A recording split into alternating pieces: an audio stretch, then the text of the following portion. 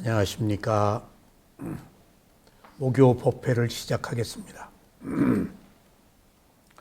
저희는 지금 부처님의 가르침인 출세간의 무상고무화를 공부하고 있습니다. 흔히들 불교를 어렵다고 합니다. 근데 불교가 어려울 수밖에 없는 이유가 있어요. 이 절하고 염불 하고 복 비는 것은 그렇게 어렵지 않아요. 근데 부처님의 가르침으로 들어오면 어려워요. 왜 어려울까요? 우리들이 사는 세상의 이야기들이 아니에요. 괴로움을 해결하는, 그래서 윤회가 끝나는, 해탈의 자유를 얻는 출세간의 얘기예요. 전혀 다른 세상 얘기예요. 그러니까 나는 세간을 살면서 내가 가지고 있는 고정관념, 내가 가지고 있는 정보, 내가 바라는 대로 살려고 하는데 부처님의 가르침은 항상 내가 바라는 것에 대한 반대편 이야기예요. 그러니까 어려울 수밖에 없어요. 네. 이걸 이해해야 돼요. 내 기준으로 접근하면 안 돼요. 내 기준은 유해하고 내가 괴롭지 않으려면은 내 기준이 아닌 다른 길은 없는가라는 열린 마음을 가져야 돼요. 내 기준으로 살아서 괴로운 거예요. 그럼 안 괴로우려면은 내 기준이 아닌 다른 기준을 귀담아 들으려는 의지가 있어야 돼요. 여기서 조금 어려운 얘기만 나오면은 왜 이렇게 어려워? 라고 흔히들 말해요. 그러니까 어려울 수밖에 없다니까. 내 기준이 아니기 때문에. 그걸 이해를 해야 돼요. 그런데 우선 부처님의 기준이 출세간이에요. 세간에 살면서 출세간. 세속이 아닌 세속을 벗어난 괴로움이 소멸한 윤회가 끝나는 해탈의 자유를 얻는 출세간인데 출세간의 방법이 제일 먼저 내 몸과 마음을 알아차리는 거예요. 여기서부터 핀이 어긋나요. 여지껏 우리는 자기 몸과 마음을 알아차려 본 적이 없어요. 여기서부터 이제 조금 어려움이에요. 그러니까 여지껏 우리들은 내가 바라는 대로 그리고 그 바라는 행복을 밖에서 찾았어요. 근데 밖에는 아무 답이 없어요. 왜냐? 내가 몸과 마음을 가지고 살면 생긴 문제는 내 몸과 마음에 답이 있다고요. 몸과 마음이 아닌 데에는 답이 없어요. 그러니까 우선 이것부터 이해하기가 어려워요. 우리가 몸과 마음을 본 적이 있어요? 밖에서 구했죠. 응? 태어난 이래 엄마, 아빠, 가족, 학교, 선생님, 사회, 지도자들 자기 몸과 마음을 별로 본 적이 없어요. 그러니까 답을 못 얻는 거예요. 부처님이 자기 몸과 마음을 알아차리는 신수심법 사념처를 처음 말씀하셨어요. 그리고 보통 사념처를 말하는 것이 지금 두 가지 측면에서 또 어려움이 있어요. 몸과 마음이다고요. 근데 우리가 몸과 마음을 하나로 봤잖아요. 하나로. 근데 부처님은 물질적 현상과 정신적 현상을 따로 나누어서 보도록 했어요. 아픈 건 몸이다. 마음이 왜 아프냐? 아픈 건 마음이다. 몸이 왜 아프냐? 근데 우리는 정신과 물질을 하나로 보았기 때문에 몸이 아플 때 즉각 마음이 아파버렸어. 마음이 아플 때 즉각 몸이 그냥 뒤집어져. 분리가 안 돼 있어서. 그러니까 구조적으로 우리들의 괴로움을 해결할 수가 없었어요. 즉각 연계가 되어버리니까. 그래서 부처님이 호흡을 먼저 몸에서 알아차리기 시작할 때 호흡은 몸의 영역이다. 그리고 그것을 아는 마음은 정신이다. 정신과 물질은 같은 게 아니다. 영역이 다르다. 해서 정신과 물질을 분리하는 수행의 시작이 위파사나예요. 위파사나의 시작이 정신과 물질을 분리한 거예요. 그러니까 여기서부터 어려워요.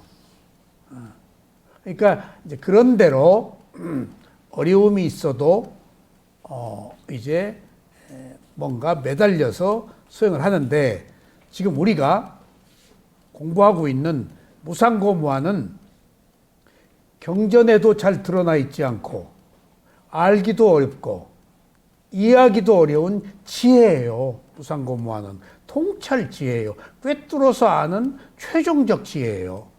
그걸 공부하고 있는 거예요. 그러니까 이게 어려워요. 그러니까 이것은 사유로는 이해가 안 돼요. 아무리 들어도. 그래도 안 듣는 것보단 나아요. 이건 최고의 하이라이트예요, 지금. 깨달음 직전에 무상고무화를 통해서 깨달음을 얻어요. 그러니까 지금 우리가 다루고 있는 이 분야는 그렇잖아도 어려운 불교가 깨달음을 얻는 최종적 과정이기 때문에 조금 이해가 안 되더라도 보통의 이야기들이 아니에요. 이게 진리예요, 진리. 그래서 계속 듣고 또 들어야 돼요. 듣고 또 듣고 듣고 또 듣고. 제가 미얀마 수행을 할 때 시수화풍이라는 4대 얘기를 어느 단계에 가면 해요. 근데 제일 재미가 없었어요. 그리고 의미도 모르겠고, 몸이 4가지 요소로 구성되어 있다. 그리고 뭐 이런저런 이야기를 하는데 감흥도 없고, 그 다음에 잘 이해도 안 되고, 그 다음에 재미도 없고. 근데 그게 지혜를 넣는 최종적 단계였어요. 지수화풍이. 예, 지혜를 얻는. 지수화풍까지 가야 돼요. 한 몸에 대해서. 마음은 더더군다나 또 다루기가 힘들지. 근데 몸을 지수화풍까지 가야 돼요. 그래야 내 몸이 없어지고 다투 요소만 남아요. 나 없어지는 거거든. 나 없애는 거거든. 내가 있어서 생긴 괴로움이니까. 그러니까 내가 이 얘기를 왜 하는가 하면은, 처음에 스승들이 지수화풍 얘기를 굉장히 많이 하셔. 별로, 이거 또 그 얘기하네, 또 그 얘기하네. 근데 내가 수행이 깊어지고 지혜가 성숙되는 과정의 단계적 그 어떤 프로세스들이 지수화풍을 얼마나 이해하는가에 따라서 내 수준이 달라진 거예요. 그러니까 이게 도무지 처음부터 지수화풍을 이해할 수가 없었어요. 재미도 없고, 왜 이걸 자꾸 얘기하는지도 몰라요. 지혜이기 때문에. 그래서 이게 알아도 들어도 쉽지가 않은 거다 라고 이해를 하세요. 그래서 지금 굉장히 어려운 얘기를 듣는데, 어렵다 하고 내치지 말고, 뭐 어려워봤자 그것이 몸과 마음에 관한 것이고, 무상고무화 변한다는 것이고, 괴로움이고, 나라고 할 것이 없다는 것이거든. 이 정도는 이해가 되잖아요. 근데 구체적으로 확실하게 조금 더 이것을 무상고무화를 이해하자는 얘기예요. 그래서 오늘 지난 시간에 굉장히 중요한 얘기를 했어요. 다시 또 들어야 돼요.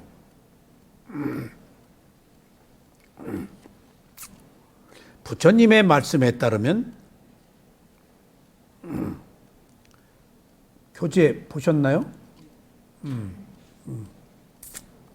부처님의 말씀에 따르면 은현 씨가 몇 쪽이라고 얘기를 해요? 23쪽?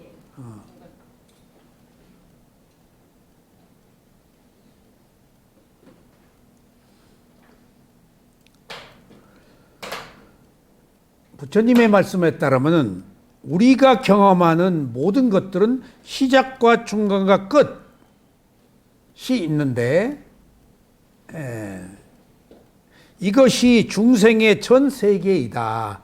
로카. 이것이 중생의 세계이다.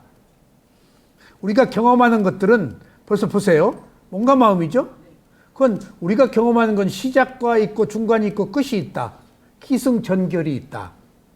벌써 무상이잖아. 항상 하지 않고. 우리들이 경험하는 모든 것은 일어났다 사라져.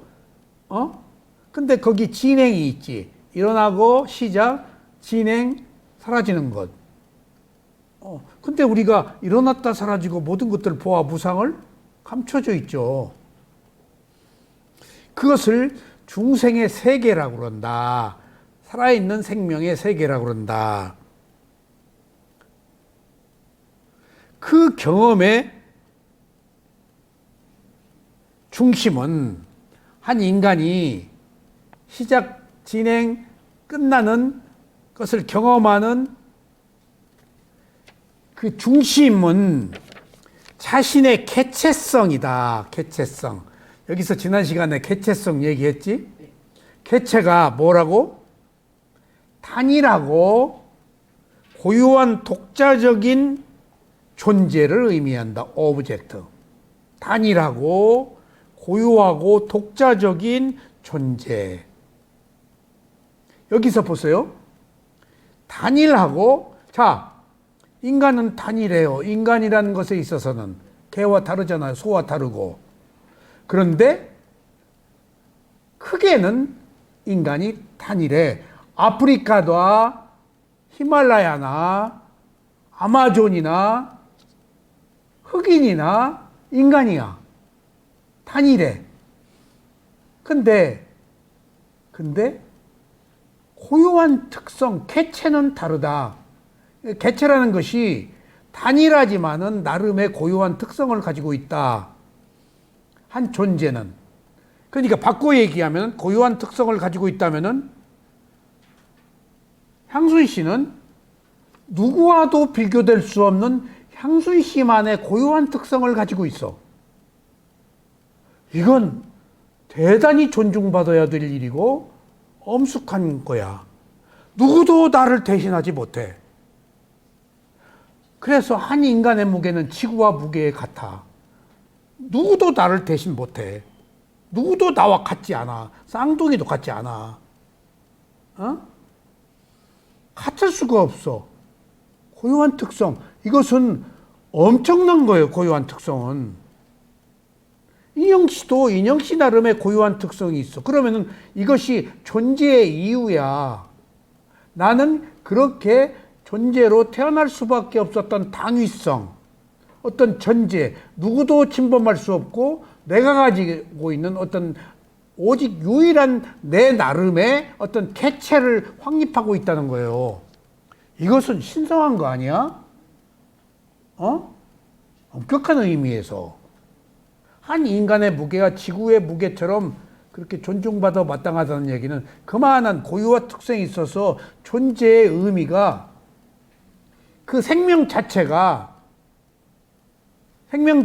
천시받아서는 안 돼. 생존할 권리가 있어. 먹을 권리 있고 살 권리가 있고 그렇게 좋은 짓도 할 권리가 있고 나쁜 짓도 할 권리가 있어. 그렇게 타고 태어났는데 그걸 개체성이라고 그래요. 개체성. 그 개체성을 우리가 조금 그 상향 조정해서 한번 보자고요. 은연 씨, 이 개체성은 뭘까? 업이에요. 축적된 성향이에요. 이게 잠재의식이에요. 프로이트는 이것을 무의식이라고 그랬어요. 근데 불교에서는 무의식이 없어요. 잠재의식이에요. 이미 과거의 원인으로 내가 태어나도록 조건 지어진 잠재의식이 나를 지배해요. 그게 고유한 특성이에요. 그러니까 멍청한 사람이든 영리한 사람이든 똑똑한 사람이든 못난 사람이든 가난한 사람이든 부자든 그 나름의 한 생명의 개체성을 유지할 때는 존중받아 마땅한 거야. 그건 원인과 결과로 말미암아 생긴 것이니까 누구나 존중받아야 돼요. 정말. 신분의 차이가 없어요. 어떤 원인과 결과의 연속적 현상만 있어요. 이게 진리예요. 그러면은 거기에서 우열을 따질 수가 없어요. 우열은 있죠. 근데 우열을 따질 수가 없는 것이 왜? 과정이니까. 그때 그 순간에 그 과정에서 조금 나았어. 못했어. 왜냐하면 시작과 중간과 끝이 있기 때문에 편해. 변하는 과정이 연속되는 과정에서 그때는 나쁜 놈으로 태어났어. 나쁜 짓 했어. 또 좋은 사람으로 태어났어. 좋은 짓 했어.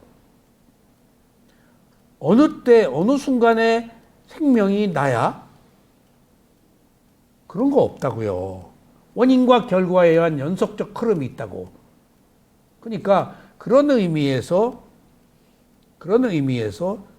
존재하는 모든 생명은 그것이 지렁이이든 축생이든 인간이든 아귀 아수라든 욕계천상이든 색계 무색계천상이든 윤회하는 현상에서 과정이기 때문에 다 나름의 당위성, 존재의 의미가 부여되어야 한다고요. 제가 지난번에 유튜브를 보는데 미국에서 장님 남자가 있어요. 근데 엘리트예요. 공무원이 됐어요, 이 사람이. 에? 장님 여자하고 결혼을 했어요. 근데 장님 남자는 잘생겼어요. 장님 여자는 못생겼어. 보셨어요? 못생겼어요. 하여튼 차라리 못생겨서 다행이야. 이 부부가요, 한국 장님 애들 4명을 입양했어요. 한국 장님 애들을. 장님 애들을. 근데 장님이 한국 장님을 입양할 수 있을까요?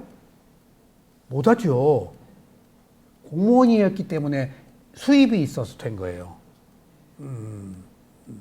여기 애들 입양 보냈잖아. 무슨 단체 있잖아. 공무원이었기 때문에. 예. 그래가지고 수입이 있으니까. 여자, 남자, 그래가지고 걔들을 눈을 몇 프로 볼 수 있는 수술까지 다 시켰어요. 큰 딸은 시집 보냈어요. 얼굴이 예쁘대. 그러면서 그 중에 수술을 시켜서 그 중에 6명 장님이 모여 사는 거예요. 질서가 있어. 다 역할이 달라. 그럼 이제 이웃집 볼 수 있는 사람이 우편물 같은 거 가지고 와서 조금 도와줘. 근데 나름의 역할을 다 해. 근데 거기서 수술을 해가지고 조금 뭘 보는 한국 남자애가 생겼어. 걔들이 다 학교를 다녀. 그러니까 걔가 이제 전부 리드를 해. 나는 울면서 봤어요, 그걸. 울면서.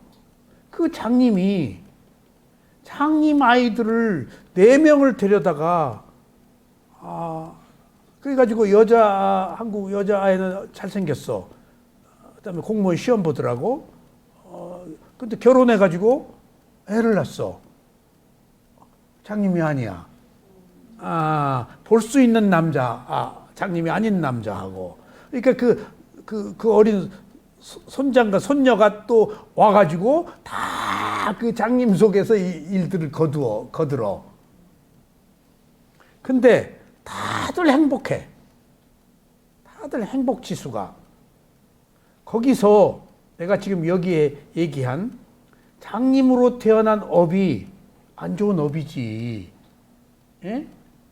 왜냐하면은 가장 신체 불구 중에 악업의 과보가 많은 게 장님이에요. 왜? 보는 것이 70%거든. 감각기관 눈이 70%를 사용하지 못하는 거야. 그러니까 듣고 보고보다도 보는 게 가장 중요하다고. 그 속에서 모두 행복하게 살아가는데,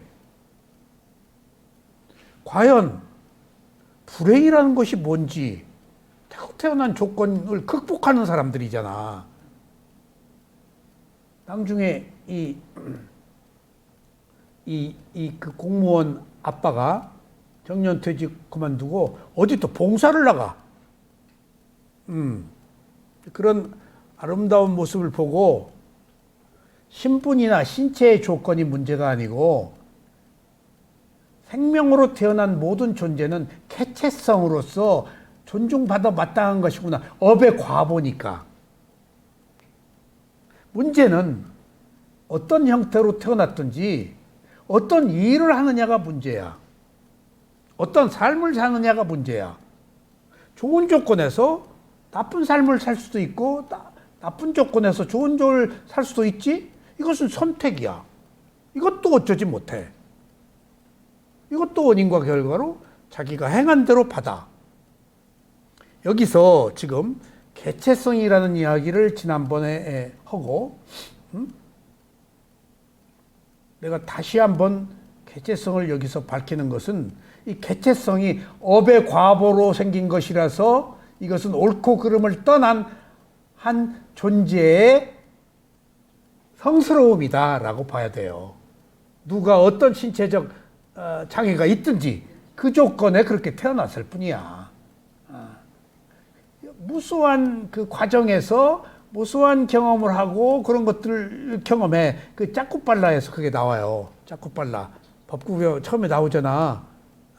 의사인데 자기 하인이 눈 좀 고쳐주면은 평생 종로로 하겠다고 했잖아. 근데 나았는데 시침이 딱 대고 안 보이는 척 하잖아. 의사가 알았어. 짜꾸빨라가. 그리고 다시 눈 머는 약을 줬잖아요. 그 과보로 다음에 장님으로 태어나요. 장님으로. 남의 눈을 멀게 한. 그래가지고 아라한이 돼요, 장님이. 근데 밤새도록 경행을 해요. 경행을 하니까 안거 때 경행을 많이 하면 밖에 벌레들이 많아요. 짜꾸빨라가 경행하면서 벌레를 많이 밟아 죽인 것 흔적이 있어요. 그러니까 비구들이 와서 일러. 짜꾸빨라가 벌레 밟아 죽였다. 밤새도록 경행해가지고. 그러니까 부처님이 그 얘기를 해요. 짜꾸빨라는 아라한이다. 벌레를 밟아 죽이려는 의도가 없으니까 그것은 과보가 아니다. 그리고 과거생에 있었던 이야기를 해줘요. 짜꾸빨라가 이런 일로 다시 장님이 되었다.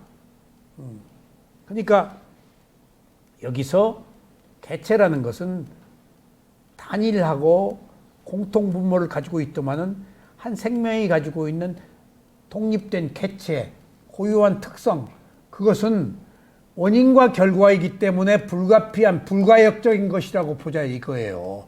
불가역적인 것이라면 우리가 이해해야 돼요. 그럴 수가 있어가 아니에요. 그럴 수밖에 없었어요. 어떻게 할 거예요?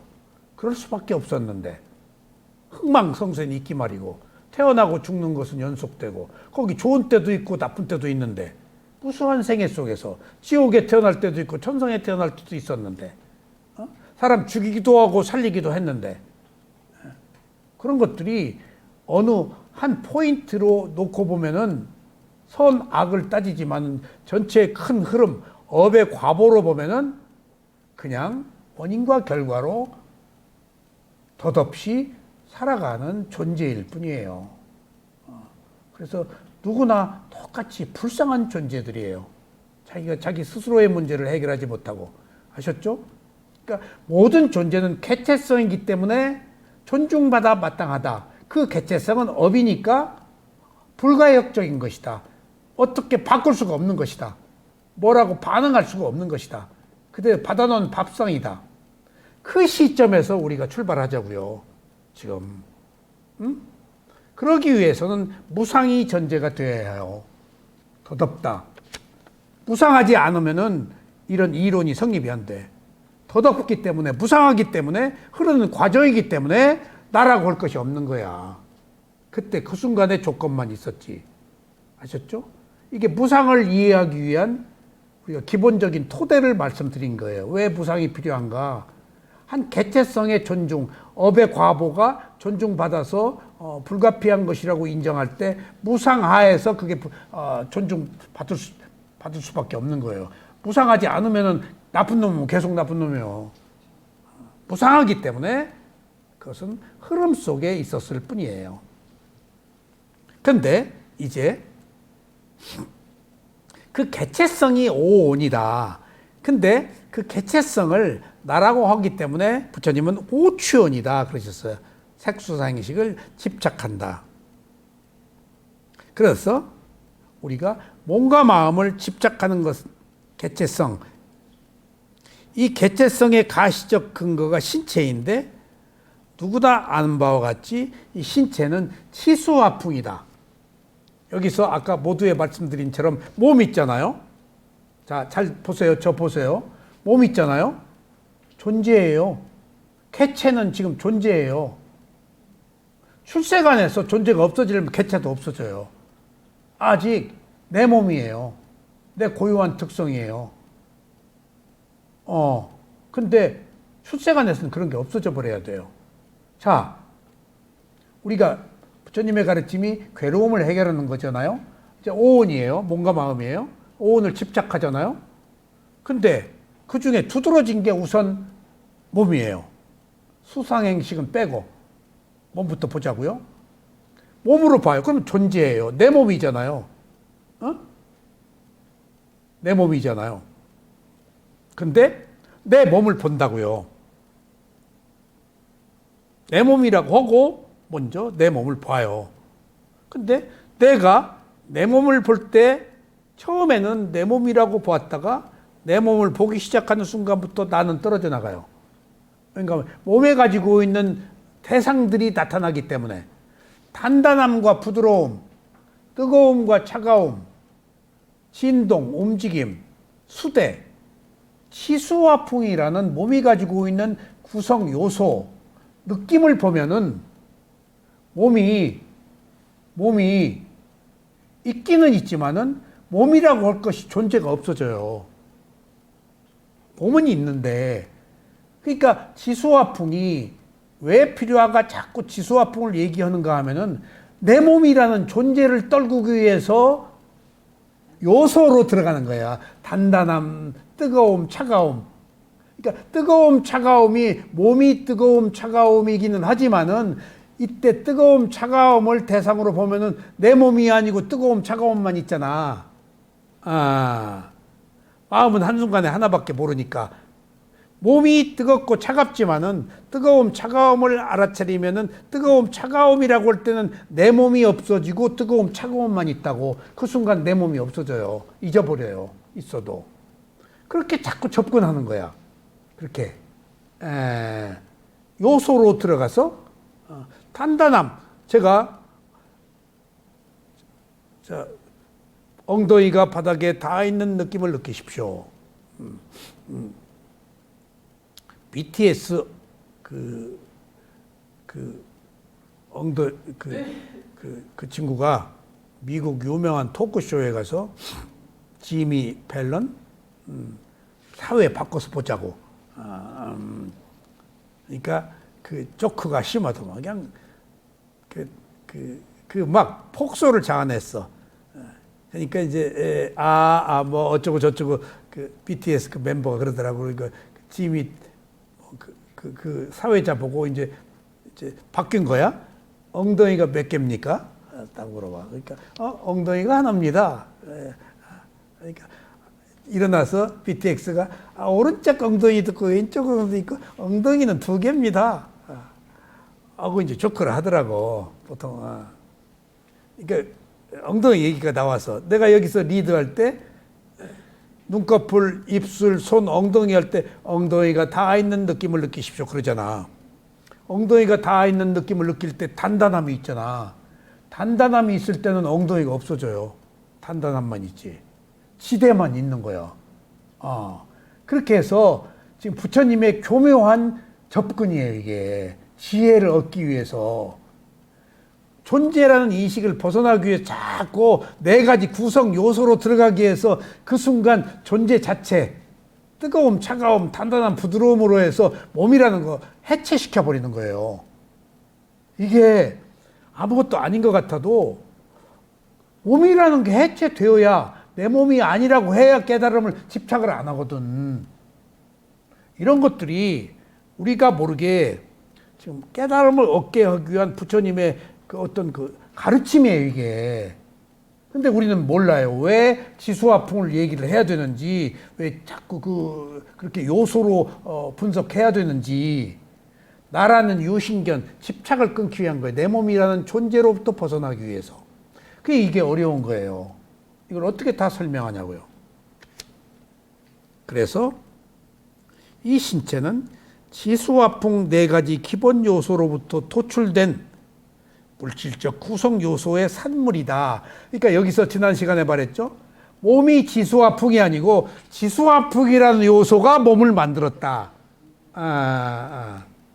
그러니까 앞서는 거예요. 어떤 요소들이 단단한 부드러움이라는 요소가 몸을 만들고 뜨거움, 차가움이라는 요소가 있어서 몸이 만들어진 것이다. 여기서 이런 얘기를 제가 처음 들었다고 그랬죠. 몸을 지수화풍으로 파생된 건 줄 알았는데 지수화풍으로부터 도출된 산물이야.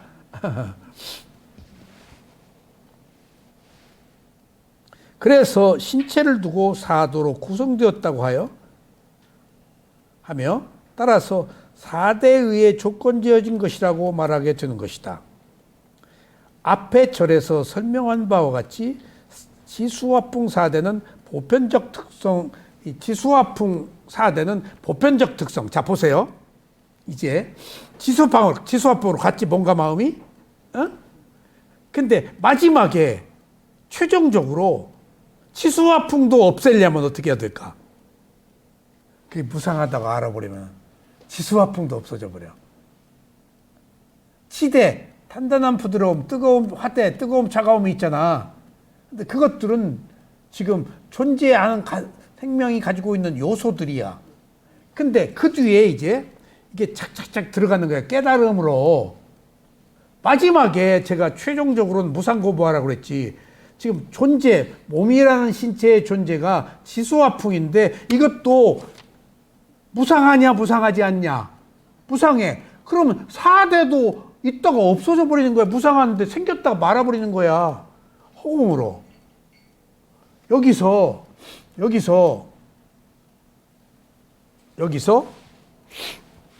내가 가끔 칼체라는 이야기를 하는데 칼체가 허공으로 사라졌다. 연극을 한번 하면요. 최소한 3, 4개월을 연습을 해요. 그러면 아무것도 못해요. 처음에 대본 읽는 것부터 시작하거든요. 배역이 정해져요. 처음에는 막 읽으라 그래요. 그럼 연출가가 배역을 정해요. 배역이 정해지죠? 그러면 이제 대본을 읽어요. 근데 내가 거기 안 나가죠? 그러면은 그 대본 배역을 다른 사람이 읽어야 돼요. 그럼 배역이 글로 갈 수도 있어요. 내가 자꾸 빠지면은. 그리고 안 나오는 경우에는 그냥 건너뛰어요. 그러니까 연습할 때 빠지기가 어려워요. 몇 개월 동안. 예. 제가, 그러면 그 뭔가에 미쳐가지고 연습을 해요. 그리고 무대에 딱 올라가죠. 그럼 영화하고 연극은 달라요. 연극은요, 예술이에요. 카트 아니에요. 들어가서 나올 때까지 그 감정을 그대로 유입해가지고 연기를 그대로 해요. 내가 주인공이 돼가지고. 예?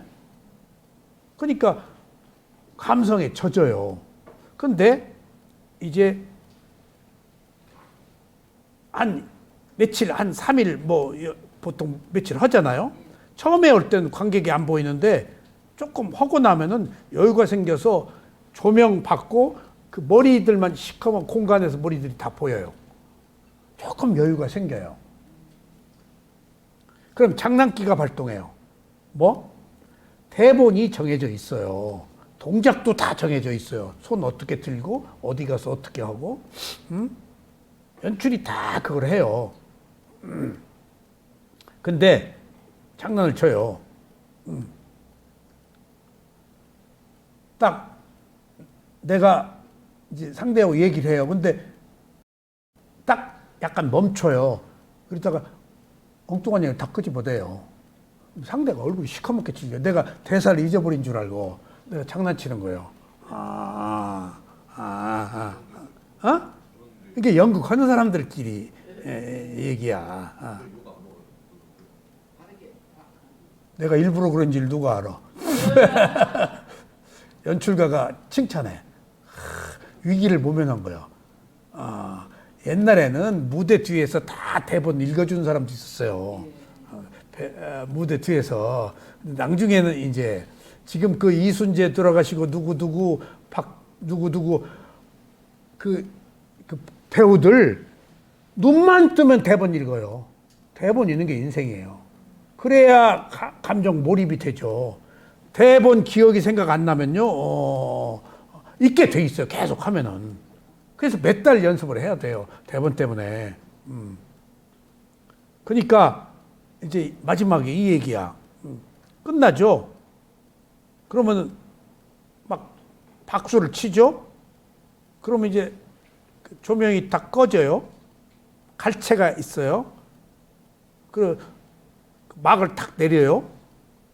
그리고 조명 꺼져요. 돌아가야죠. 허전해서 무대에서 바로 못 내려와요.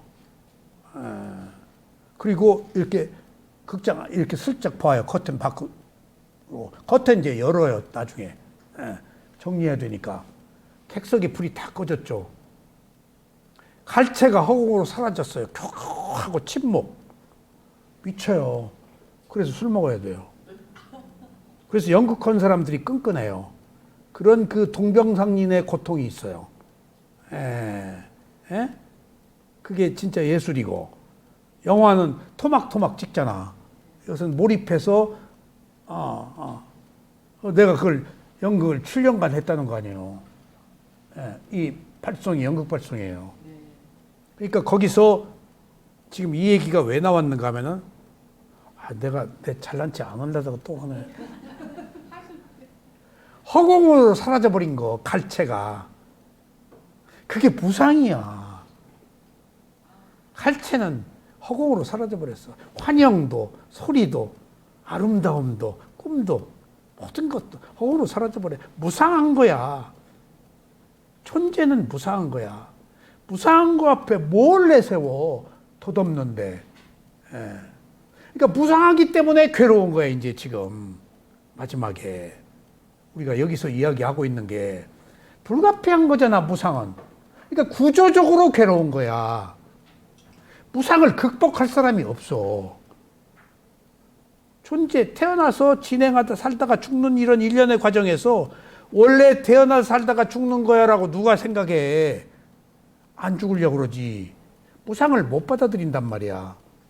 그러니까 우리가 덧없고 무상하기 때문에 이 불가역적 상황에서 괴로울 수밖에 없는 현실적 당위성을 우리가 엄숙하게 받아들이자, 그 얘기예요, 지금.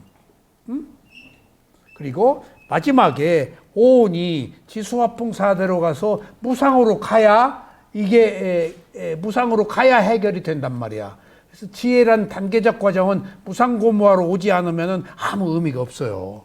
지적사유는 덫에서 못 빠져나와요. 무상고무화여야 빠져나와요. 그런 의미에서 굉장히 여기 그 깊은 내용을 담고 있어요.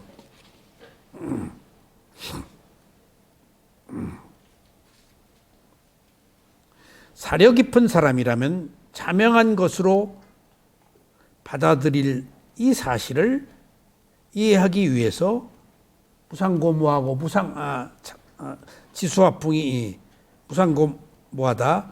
그러나 두카를 이해하기 위해서 무상의 이해가 전제된 만큼 사대의 무상에 대해 조금 더 지면을 하려 할 필요가 있을 것 같다.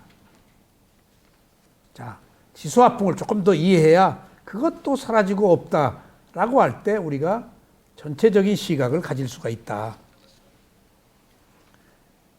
물의 요소가 이제 지수화풍이에요.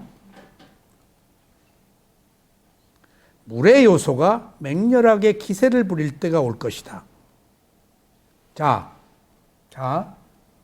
부처님이 죽음은 무엇이냐라고 했을 때 호흡과 호흡 사이 생명이 있다.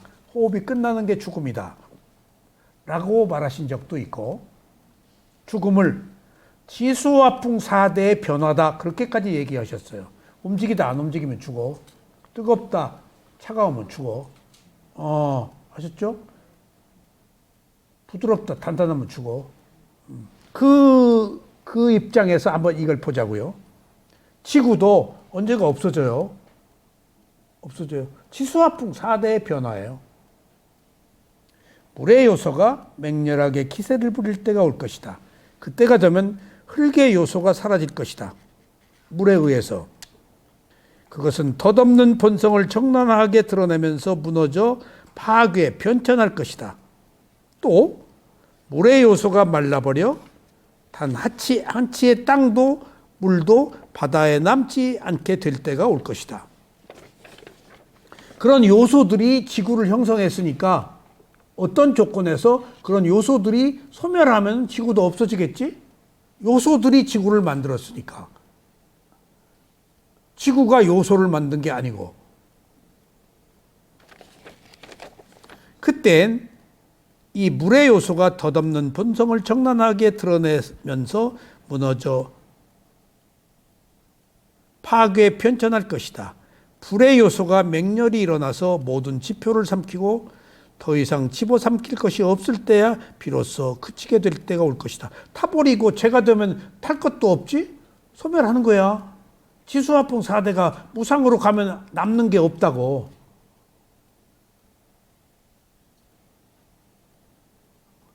바람의 요소가 맹렬하게 일어나서 촌락과 토시와 지상의 모든 것들을 휩쓸어버리고 마침내 스스로 기운이 빠져 쓰러질 때가 올 것이다.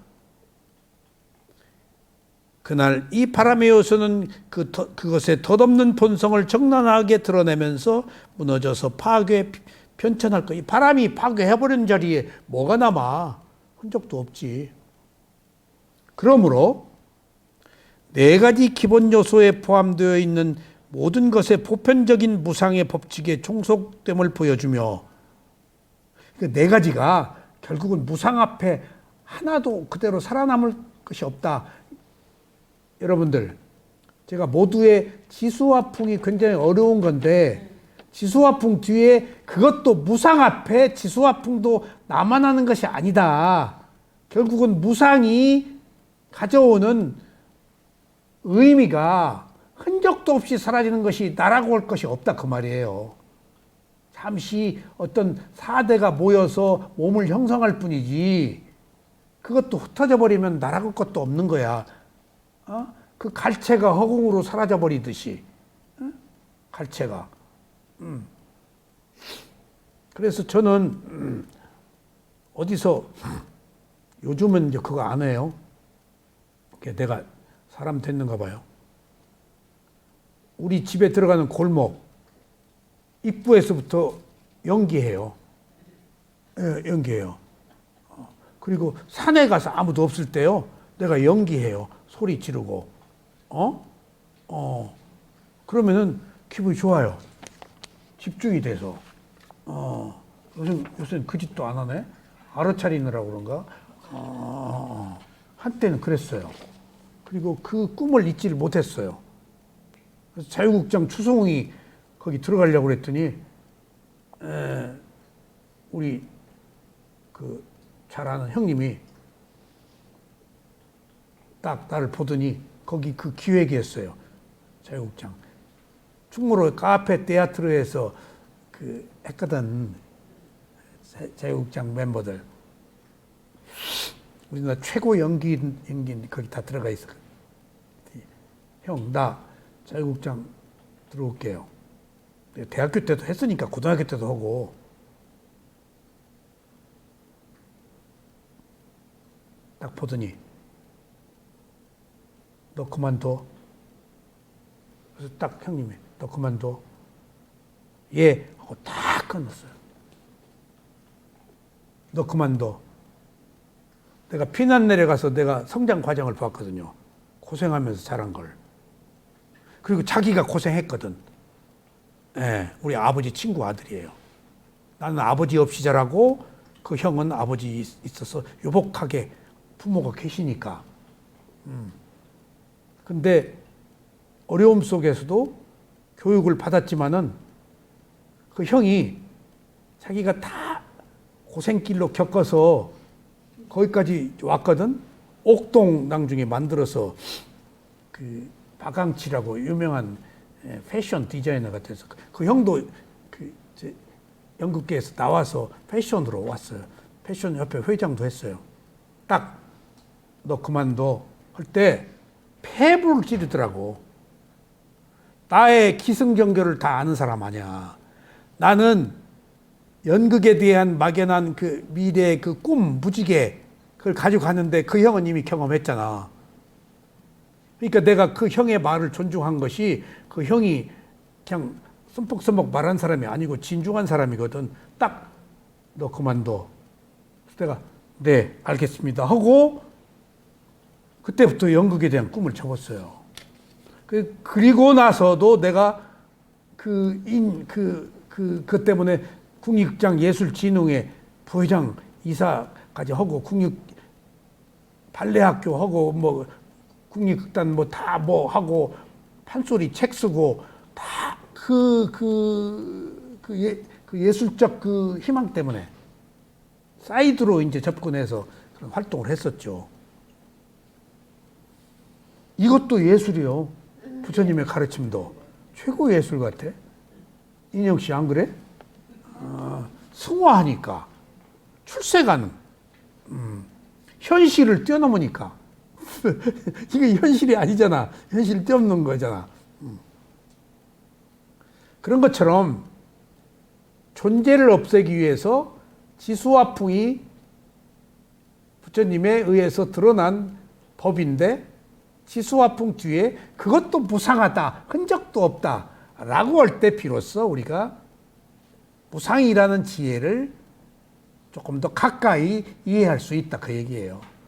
지수화풍과 무상을 연결해서 볼 때 그 지수화풍 요소도 무상에서 실제하는 게 아니다 라고 할 때 우리가 덧없는 무상이라는 것에 대한 이해가 깊어진다. 그렇기 때문에 이제 괴로움이에요.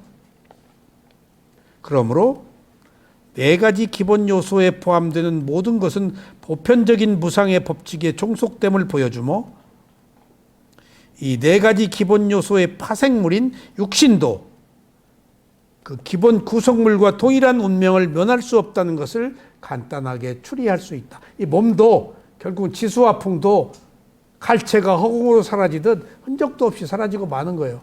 그래서 부처님이 9가지 시체를 관찰하는 게 있어요. 근데 거기 100골 되는 것까지 다 해요. 뼈가 해체되는 것 100골. 그러니까 무상을 보게 하는 거예요.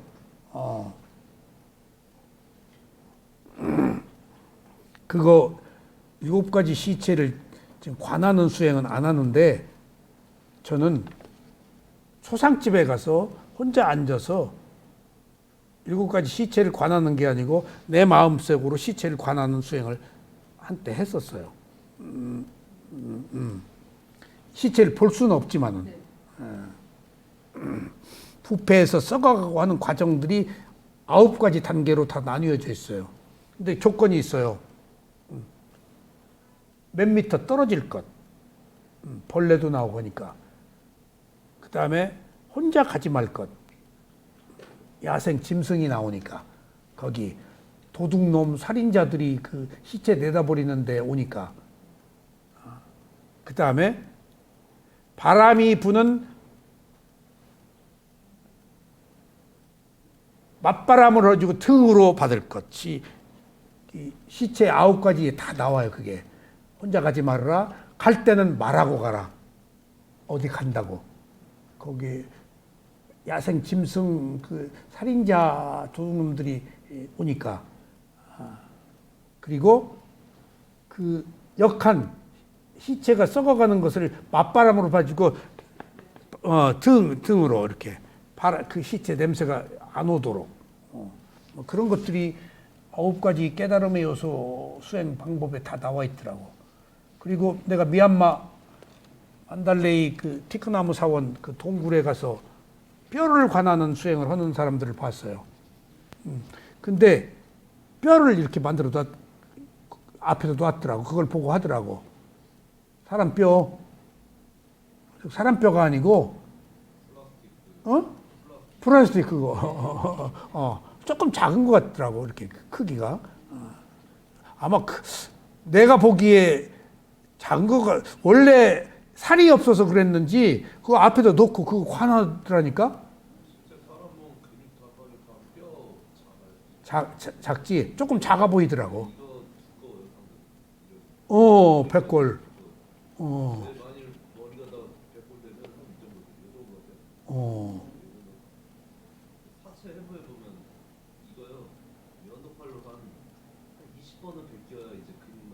어. 그걸 관하고 있더라니까. 무섭더라고. 나도 조금 앉아서 해봤는데 처음에는 조금 무섭더라고. 근데 나중에는 하얀 이미지만 보이더라고. 무섭다 그건 없어지고. 응? 눈 뜨고 감기도 하고 뜨기도 하겠지. 내가 거기서 잠깐 해봐가지고 하여튼 먼저 그 눈 뜨고 하겠지. 관하겠지. 근데 경전에 그게 나와. 백골관 한 사람들이 마인드 컨트롤에서도 백골관 한의사가 뼈만 보인다는 얘기를 들었어. 우리 세운상가에서 한의사 하는 마인드 컨트롤 그 선생님 이름이 잊어버렸더라. 그리고 어떤 남자가 지나간 스님한테 여기 어떤 여자 못 봤냐 물었지. 나 못 봤는데 어떤 뼈는 지나가더라. 나오지. 그게 이제 그 스님이 백골관 했다는 얘기죠. 그러니까 여자 덧정이 여자라는 감각적 욕망이 안 일어나겠지. 뼈니까.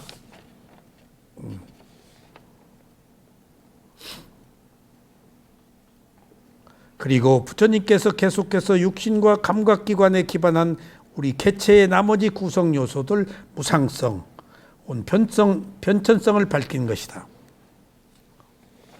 지금 우리가 괴로움을 공부하고 있는데 앞에 무상은 했고 이 무상 때문에 괴롭다는 것을 지금 이야기하고 있는 거예요. 비구들이여, 육신은 무상하다. 그리고 육신을 생성시키는 토대가 되는 지수화풍 4대 역시 무상하다. 무상한 것으로부터 생성된 것이 육신일진데, 무상한 것으로부터 생성된 것이 육신인데 어찌 그것이 영구할 수 있겠는가? 무상으로부터 변해서 육신이 생겼는데 그 육신이 어떻게 영원하냐? 그것 자체도 무상으로 돌아간다. 무상으로 생긴 것은 무상으로 끝난다. 감각기관과 느낌은 무상하며, 그러니까 우리 몸이 느낌이 무상하며 이들을 생성하는 토대가 되는 것, 즉 신초에 의존한 감각기관 역시 무상하다. 느낌도 무상하고 그 느낌을 일으키는 감각기관 안이비설신의도 무상하다. 무상한 것으로부터 생기는 것이 감각과 느낌일진데 어찌 그것이 영구할 수 있겠는가? 무상으로부터 시작된 것은 결국 무상으로 돌아가는 거예요. 흙에서 태어난 것은 흙으로 돌아가듯이 허우에서 생긴 것은 허우로 돌아가도록 되어 있어요. 마찬가지로 지각, 이건 인식이야. 그 다음에 상, 그 다음에 형성력, 행, 업, 그 다음에 의식, 아는 마음, 색, 수, 상, 행식, 이 모든 것이 무상한 것으로부터 생기한 것이며 따라서 무상할 수밖에 없는 것이다. 이게 상유타 니카의 말씀입니다. 모든 것에서 생성과 변천과 소멸을 관찰할 수 있습니다. 개체를 이루는 모든 것이 이와 같이 무상한 성질 때문에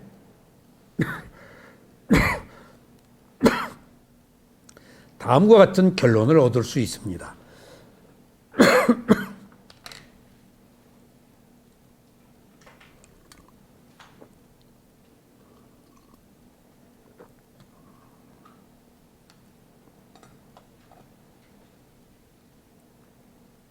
그들은 덧없고 본질적으로 비지속적이기 때문에, 지속하지 못하기 때문에, 덧없기 때문에 만족스러운 경험 위에 근거가 되어줄 수가 없다는 것입니다. 그것은 본질적으로 지속되지 않기 때문에 우리가 만족하려고 하는 경험에 충족 못 시킨다. 변하기 때문에. 근데 우리는 보세요. 여기서 중요한 문제가 나와요. 우리는 만족하려고 하잖아요. 근데 변하기 때문에 만족할 수 없다는 것은 사필 규정이라는 거예요. 우리는 행복을 원하잖아요. 근데 변하기 때문에 행복할 수가 없다는 거예요. 이것이 구조적으로 가지고 있는 우리 삶에서 불가피한 괴로움이에요. 이제 이 문제를 이제 자꾸 파고 들어가는 거예요. 프로이트도 이렇게 파고 들어갔어요.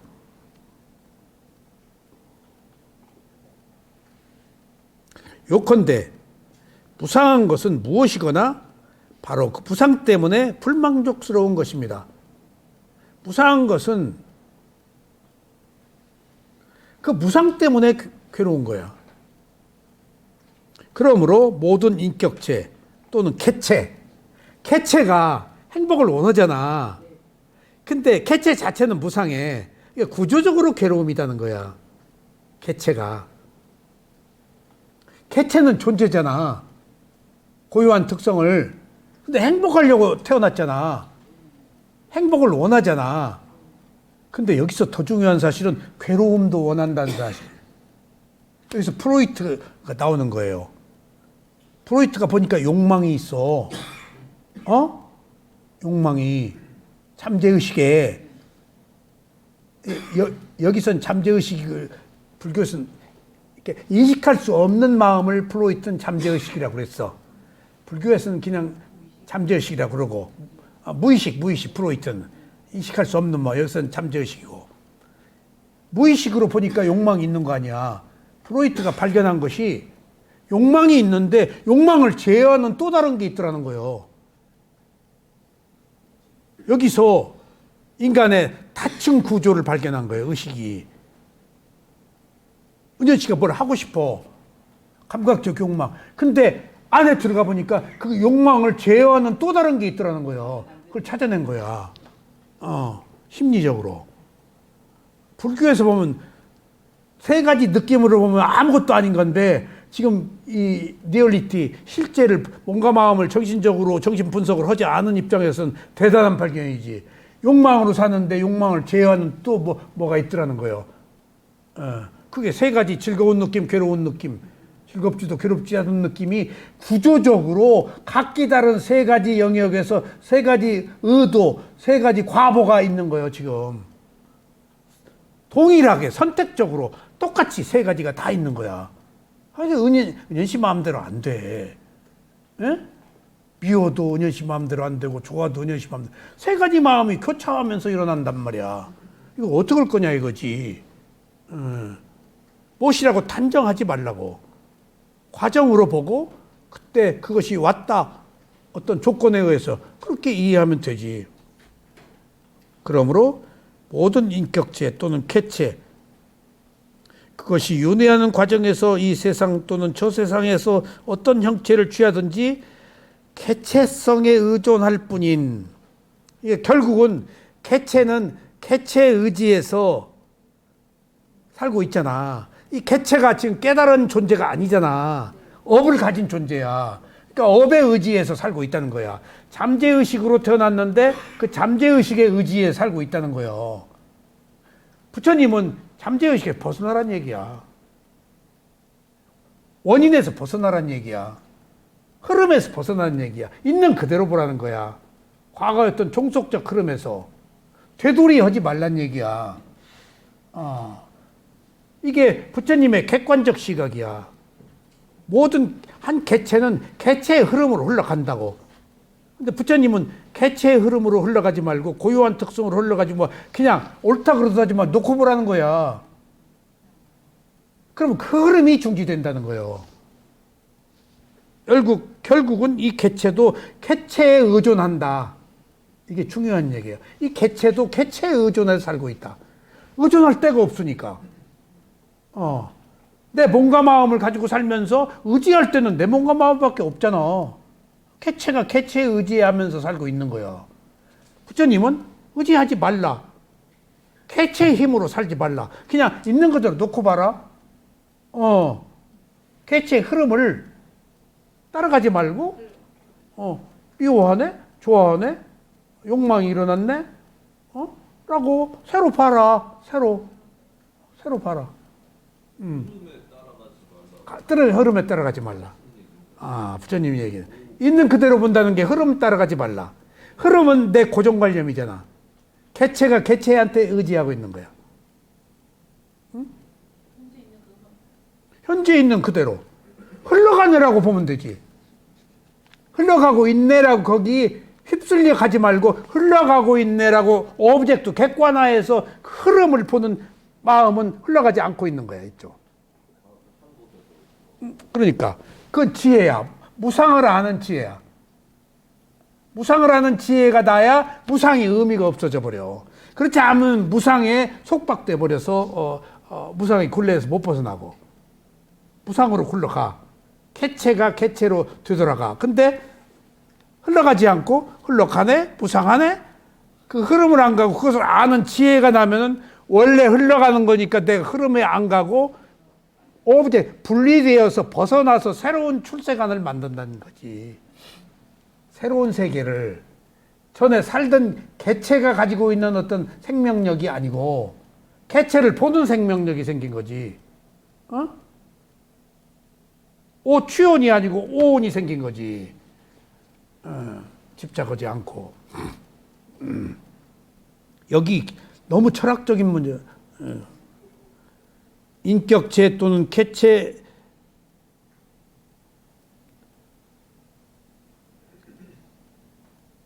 하는 과정에서 이 세상의 모든 것, 저 세상의 어떤 형태에 취하든지 개체성에 의존할 뿐, 저 모든 경험, 세계 등은 결국 불만족스러운 것이라는 것이 불교의 진리다. 그러니까 개체성에 의지하니까 벗어날 길이 없으니까 만족할 길이 없다. 아가 불교의 가르침의 진리다. 만족할 수가 없다는 것을 아는 것이. 만족할 수 없다라고 알면은 이제 안 바라지.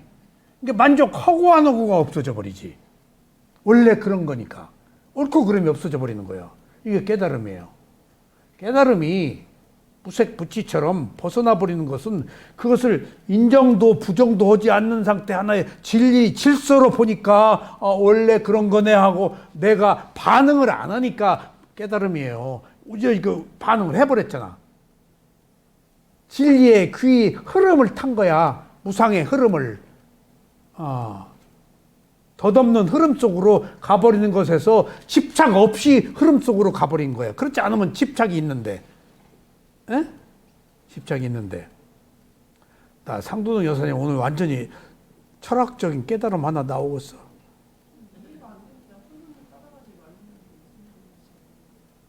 원래 흘러가는 거야. 나는 흘러가지 않으려고 하고 있잖아. 변하는 것을 거부하고 있잖아. 원래 변하는 것이라고 해버리면은 내가 태어나서 죽는 것이 그냥 이슬방울처럼 생겼다 없어지는 흐름 속으로 가버려서 내가 그걸 집착하지 않기 때문에 안 태어난다는 얘기라니까. 집착하고 언거 붙으니까 또 새로 태어날 원인이 있어서 태어나는 건데 흐름 속으로 가버리니까 새로 태어날 동력이 없어져 버리는 거야. 여기에 대상이 있을 때는 감정이 입이 돼가지고 잘 안 되잖아요. 예. 근데 이제 자꾸 틀어졌잖아요. 예. 어젯밤에 예. 어젯밤이었어요. 집 사고 찍을 때는 내가 돈 일에 살 때는 뭐 왔다 갔다 했는데 우리 애가 그 아들은 출장을 멀리 가 있고 너무 추운데 빈집에 우리가 애가 터질까봐 전화했어. 그거 좀 가봤냐 그랬더니 전화를 안 받고 자꾸 카톡을 왔더라고. 그래. 그다음에 2, 3분 몇 가지를 내가 아들이 없는데 지한테 왔다 갔다 했어요. 근데 아들 돌아왔는데 자꾸 말이 귀찮았나 봐. 그리고 저한테 전화 왔더라고. 둘이 있는 데서 둘이 있고 나는 이제 엄마 그런 일 있으면 하지 마시고 저한테만 하세요. 이러더라고요. 쭉 맞춰가지고 이놈의 괘씸한 개체. 내가 괘씸한 개체. 아 그래 좀 알았어. 개체라서 그래. 알았어 하고는 툭 그냥 들리는 듯 마는 듯돈 가져갈 땐 괜찮지 이랬는 거예요. 예. 돈 줄 때는 괜찮지 이랬더니 우리 아들이 얘가 다쳤나 봐. 내 아야 농담이야 이렇게 지나갔어요. 한 10분 있다가 전화 와서 며느리한테 잘못했습니다. 라고 전화 온 거야. 그래, 야 너 진짜 대단하다. 어떻게 금방 잘못한 말이 나오냐. 나는 내가 통 안 나왔을 거야. 그러니까 선하니까 예. 바로 캐치했지. 예. 선하니까 바로 캐치했지. 그러니까 이게 대상에서 이렇게 응? 정확할 때 흐름을 따라가지 말라는 게 이 여자 비싼 말 이거 하고 싶어. 그냥 흘러가다가 탁 한번 내려가. 그래 돈할 때 괜찮겠지 그랬더니 얘네들이 확 그냥 무슨 소리지? 자, 부처님께서 이제 이렇게 질문해요. 어떻게 생각하는가 비구들이여? 어떻게 생각하는가 비구들이여? 육신은 영원한가? 아니면 무상한가? 이거 알고도 육신이 영원하기를 바라잖아. 이렇게 어려운 거야. 이래 말하면 말로 하잖아. 예. 아무도 알아요. 예. 근데 뭐에 딱 이렇게 딱 붙었잖아요. 그렇죠. 딱 나타나요. 이런 거 같아요. 그러니까 이런 이야기를 들어도 그택이지만은 안 듣는 것보단 나아. 싸요. 세준이시여 그것은 부상합니다. 근데 우리가 여기서 이런 이야기를 읽을 때 하고 부처님 앞에서 할 때는 확 다르겠지 또 파워가 있으니까. 파워가 있으니까. 지금 시어머니 얘기를 전화로 들을 때 하고 앞에서 들을 때 확 다를 거예요 또. 근데 이 오늘 아침에 뉴스를 보고 놀라운 걸 봤는데 현대 자동차에서 지금 울산에 노조 중에서 가장 센 노조가 어느 노조인 줄 알아? 금속 노조. 왜 금속 노조가 가장 세지? 이윤이 많아. 자동차가 최고로 이윤이 많아. 보험, 뭐 사고 배상, 연구 개발비가 다 거기 4천만 원, 5천만 원짜리 몇백도 안 해. 원가는. 기술이고 특허고 뭐 그런 거 들어가서 그렇지. 그렇게 대량으로 찍어내는 것이 그러니까 그 근로자들은 이게 몇 푼 안 되는 거, 지금 몇 천만 원 받는 회사가 큰 이익을 얻는다는 것을 알아. 그래서 노조 중에서 가장 강력한 게 민주노총 중에서 금속노조야. 가장 공격적이야. 제일 그래서 울산 현대자동차가 뭐 판을 뒤집어 엎잖아.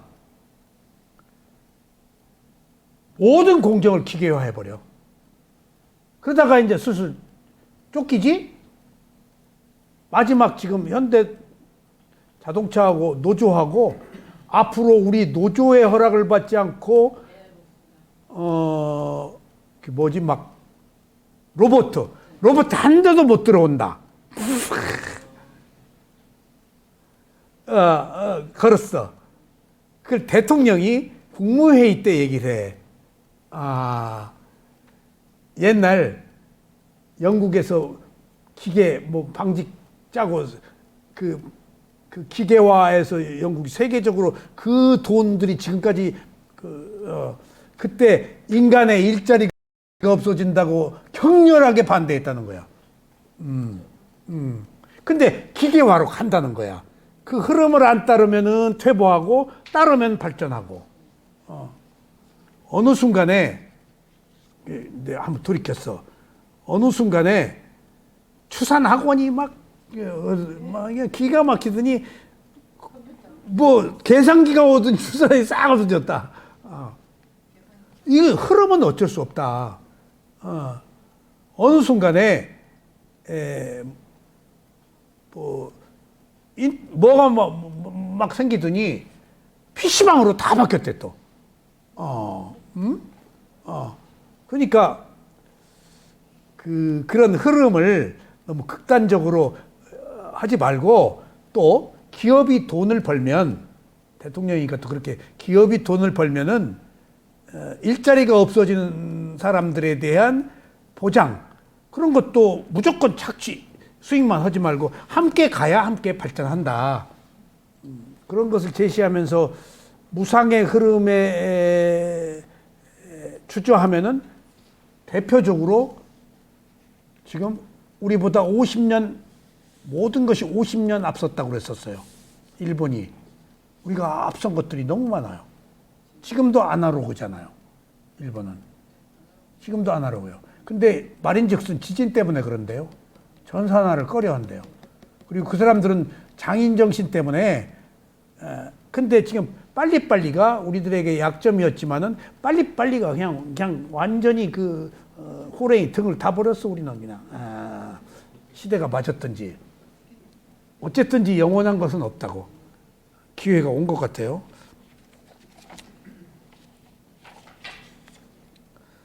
그러면 무상한 것 그것은 만족스러운가? 만족스럽지 못한가? 만족스럽지 못합니다. 세존이시여 비구들이여 어떻게 생각하는가?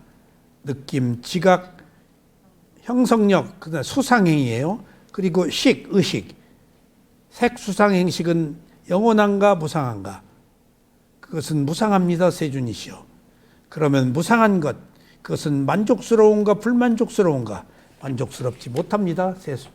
이 만족스럽지 못한 불만족이 고예요. 괴로움이라는 것은 원래 정확한 뜻은 불만족이에요. 그러니까 조금 우리들이 알고 있는 괴로움과 불만족은 조금 뉘앙스가 다르지만은 만족하지 못하는 것은 만족을 원하고 실제로는 만족할 수 없고 편하니까 이런 구조적 문제에 우리들이 괴롭지 않을 수밖에 없다. 이런 그 어떤 진리거든 지혜가 이 진리를 받아들이면은 한낱 죽음도 일어났다 사라지는 과정일 뿐이지 뭐 때가 되면은 맞이해야 될 거예요. 인영 씨 청춘도 사라져 버려. 인영 씨 새끼 남편도 인영 씨 학벌도 그냥 사라져 버려. 집착하지 마. 그러려면은 날아갈 것 없이 어떤 흐름을 겸허하게 받아들이고 뭐든지 감사하게 여겨야지. 살아있는 것에, 숨쉬고 살아있는 것에 그것을 보는 힘을 살아있어야 볼 수가 있기 때문에 그렇지 않으면 못 보니까 내가 할 일은 무상고모와의 흐름을 보는 거예요. 지금 편안해. 원래 괴로움이네. 날아갈 것도 없네. 그래야 내가 안 괴로우니까. 중요한 것은 내가 안 괴로우려고 그러는 거예요. 뭐 은현 씨가 뭐 건설에 간 팀장 이어봤자 그 허공에 사라지는 칼채요. 그래? 그래서 이 보편적 불만족성은 모든 경험 세계의 전반적 특성으로 간주되며 모든 경험, 모든 존재에 똑같다. 여기서 투카의 성스러운 진리가 성립된다. 여기서 불만족이라는 투카의 성스러운 진리가 성립된다. 이기적인 사람에게는 이 모든 이야기가 자명한 것처럼 들릴 것이다. 이기적인 사람에게는 이 모든 이야기가 자명한 것처럼 들릴 것이다. 자명이 뭐요? 증명할 필요가 없이 그것 자체로 진리인 것. 그것 자체로 명박. 뭐 드러낼 필요 없어. 그것 자체가 이미 드러나 있어. 그게 무상고모예요. 드러내려고 할 필요 없어. 여기서 내가 중요한 사실을 발견했어요. 여기서 드러낼 필요가 없어. 근데 단막기치 스님이 대단한 분이에요. 향순 씨. 부처님이 항상 무슨 이야기를 하면서 사시는 분이야? 부처님은 항상 모든 말씀에 원인과 결과란 말씀하신대. 그래서 난 뭔 얘기냐 무상고모하지. 내가 원인과 결과는 초기 단계의 지혜고 무상고모하는 출세간의 상위 개념 아니야. 원인과 결과는 아직 출세간의 깨달음 아니거든. 시작이고. 그럼 마지막에 무상고모화가 전가의 보도로 나와야 돼. 부처님이 무상고모화로 말씀하시지 뭔 얘기를 하냐. 아니래. 여기서 그 얘기가 나오네. 뭐라고?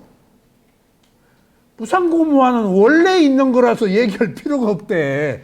내가 그 얘기를 이해하는데 시간이 걸렸다니까? 원래 있는 것은 말할 필요가 없다는 거야. 지금. 그러니까 우리가 모르기 때문에 자꾸 무상고무화를 되짚고 되새기고 강조하지, 원래 깨달은 부처님은 원래 그런 질서가 그런 건데 애써 원래 그런 것을 얘기해. 응? 그러니까 지금 아들이, 며느리가 원래 그런 걸 시어머니가 노파심으로 자꾸 얘기하는 것으로 본 거야. 지금 원래 다 아는데 왜 그러셔. 예. 그래도 이제 내가 잘못한 거지. 지가 잘못하고 그러는데 사실 내가 잘못한 거지. 가만히 좀 되는데 흘러가는데. 아니 근데 그게 부모의 마음이지, 어른의 마음이고, 혹시 문제 생길까 봐서 노파심이지. 근데 놔줄 수도 없는 거야. 그건 관심이니까. 그런 그 중도의 문제가 여기서 그 얘기야. 무상고무화는 왜 그토록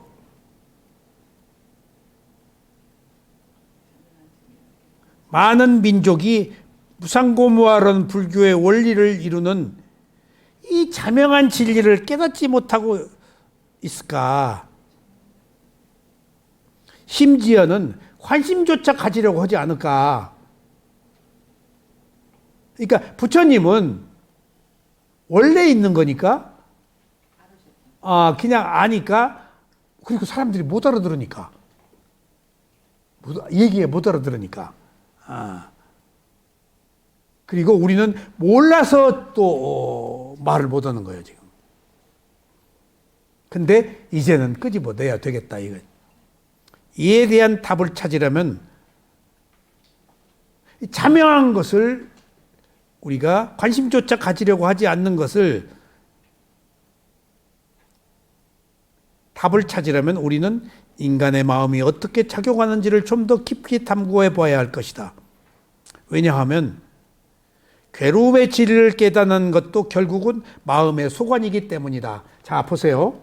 이렇게 자명한 것을, 무상고무화를 세상의 이치인데 왜 관심도 없이 얘기해도 받아들이려고 하지 않을까? 이것은 연구 대상이다 이거야. 연구 대상이다. 근데 이 연구 대상의 이유가, 이것을 선택하는 것은 무엇이지? 마음.